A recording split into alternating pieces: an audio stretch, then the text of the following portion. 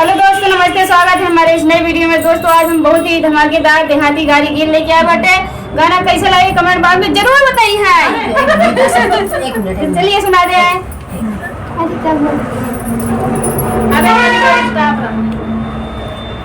Hello, ऊपर से touch करो। हाँ बेटा। अच्छा दुल्हा काहे होवेला अपन बाही खोजेला। दुल्हा काहे रोवेला अपन बाही खोजेला।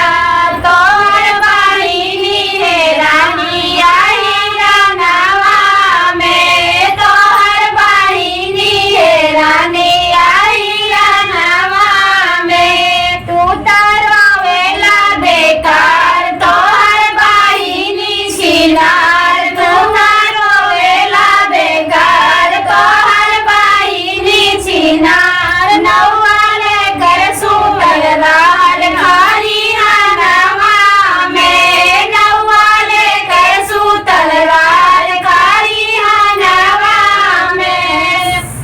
समझी काहे रोवेला अपन बहिन खोजेला। समझी काहे रोवेला अपन बहिन खोजेला। तोहर बहिन हेरानी आई रानावा में। तोहर बहिन हेरानी आई रानावा में।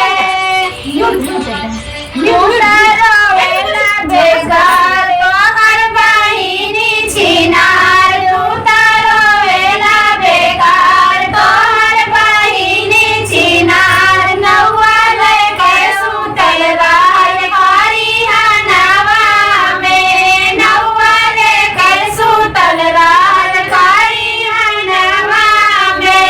रघुआ काहे रोवेला अपन बहिन खोजेला। रघुआ काहे रोवेला अपन बहिन खोजेला। तोहर बहिन हेरानी आई रानावा में। तोहर बहिन हेरानी आई रानावा में। तू तो रोवेला बेकार तोहर बहिन छिनार। तू तो रोवेला बेकार तोहर बहिन छिनार। नौवा लेकर सुतल रहल खारी हनवा में। नौवा लेकर सुतल रहल खारी हनवा में। दोस्तों गाड़ी गीत कैसे लगे कमेंट बॉक्स में जरूर बताइएगा।